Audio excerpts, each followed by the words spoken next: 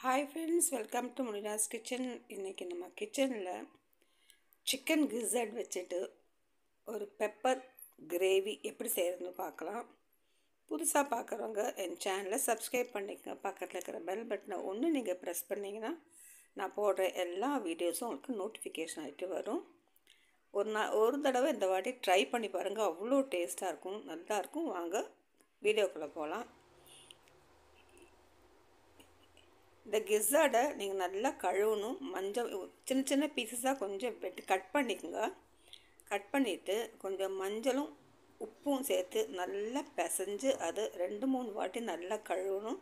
அதில் இருக்கிற ஸ்மெல்லெல்லாம் போகணும், அது வரைக்கும் நல்லா கழுவுங்க. இப்போ 1/2 டீஸ்பூன் மஞ்சள் பொடி ஆட் பண்ணிக்கிறேன். உப்பு ஆட் பண்ணியாச்சு. நல்லா கை கொண்டு இந்த மாதிரி நல்லா பிசைஞ்சு ஒரு 2-3 வாட்டி, அட்லீஸ்ட் ஒரு 3 வாட்டி தண்ணியில் நல்லா கழுவிக்குங்க. கொஞ்சம் இதை வேக வைக்கிறதுக்கு முதல்ல நம்ம ஒரு டீஸ்பூன் பெப்பர் ஆட் பண்ணிக்கிறோம். பெப்பர் ஆட் பண்ணிக்கலாம். பின்ன தேவைக்கு தகுந்த மாதிரி உப்பு ஆட் பண்ணிக்கோங்க. உப்பு ஆட் பண்ணிவிட்டு 1/2 டீஸ்பூன் மஞ்சள் பொடி, அதுக்கப்புறம் பெரிய வெங்காயத்தோட பாதி வெங்காயம் போதும். அந்த வெங்காயத்தையும் இது கூட கட் பண்ணி ஸ்லைஸாக கட் பண்ணி இது கூட ஆட் பண்ணிக்கோங்க.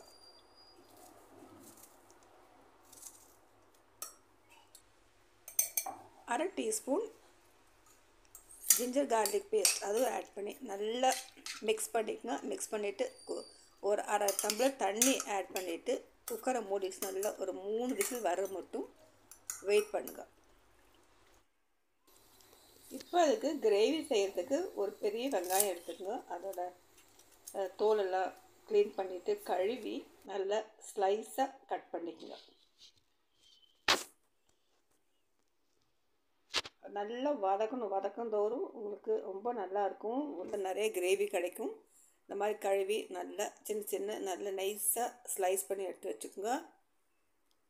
அதுக்கப்புறம் சின்ன ஜார் எடுத்து 1 டீஸ்பூன் பெப்பரு, அப்புறம் 1/2 டீஸ்பூன் ஜீரகம், 1/2 டீஸ்பூன் பெருஞ்சீரகம், அதாவது சோம்பு, 3 போட்டு ஃபஸ்ட்டு கொரகொராண்டு அரைச்சிக்கலாம்.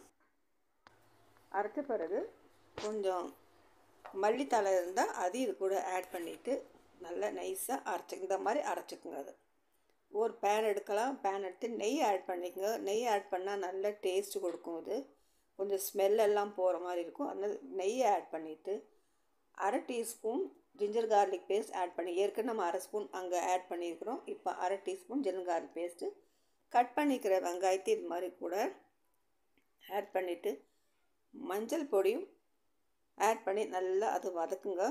வெங்காயம் நல்லா வதங்கணும்.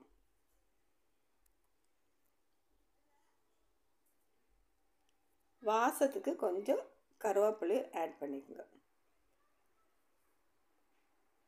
சின்ன தீயில வச்சு ஆட் பண்ணிங்க.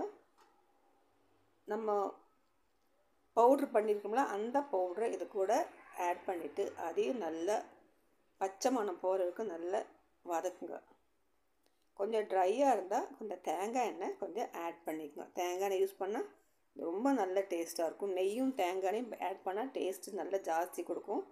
கொஞ்சம் தேங்காய் எண்ணெய் ஆட் பண்ணி நல்லா அதை வதக்கிக்குங்க. வதக்கிட்டு இப்போ 1/2 டீஸ்பூன் கொரியண்டர் பவுடர், மல்லிப்பொடி 1/2 டீஸ்பூன் ஆட் பண்ணிக்கோங்க.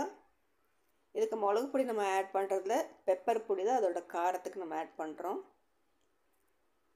அதையும் நல்லா வதக்கிட்டு நம்ம வேக வச்சுக்கிற தண்ணி இருக்குல்ல, அந்த மசாலா தண்ணி இது கூட கொஞ்சம் ஆட் பண்ணிவிட்டு நல்லா வதக்குங்க. அந்த வெங்காயம் அந்த மசாலா தண்ணியிலே நல்லா வேகணும். இப்போ உங்கள்கிட்ட கரம் மசாலா பொடி இருந்தால் ஆட் பண்ணலாம். இல்லாட்டி சிக்கன் மசாலா இருந்தாலும் ஒரு 1/2 டீஸ்பூன் ஆட் பண்ணிக்கோங்க.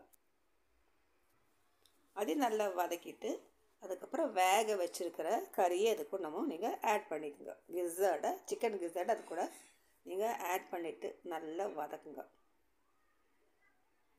வேறு மசாலாலாம் அவ்வளோதான். தக்காளி இல்லை, ஜாஸ்தி மசாலா ஒன்றும் ஆட் பண்ணல. நல்லா இது வதக்கிட்டு தண்ணி வற்றுற வரைக்கும் நீங்கள் மூடி வைங்க. ஒரு 5 நிமிஷத்துலேயே அது வெந்து கிடைக்கும். ஏற்கனவே அது வெந்தது தானே, அதனால் 5 நிமிஷத்தில் அது வெந்துடும். இப்போ பாருங்கள், ஆல்மோஸ்ட் தண்ணியெல்லாம் வற்றி ஒரு கிரேவி பருவத்தில் அது ஆயாச்சு. இப்போ நம்ம ஒரு வெங்காயத்தை மேலே கொஞ்சம் கருவேப்பிலை ஆட் பண்ணிவிட்டு ஒரு வெங்காயம் நல்ல ஸ்லைஸாக சன்னமாக வெட்டி அதுக்கு மேலே தூவிங்க. அதையும் நான் கொஞ்சம் நல்லா வதக்கிட்டு நீங்கள் ஸ்டவ் ஆஃப் பண்ணிடுங்க. நம்மள்ட கறி ரெடி ஆயாச்சு.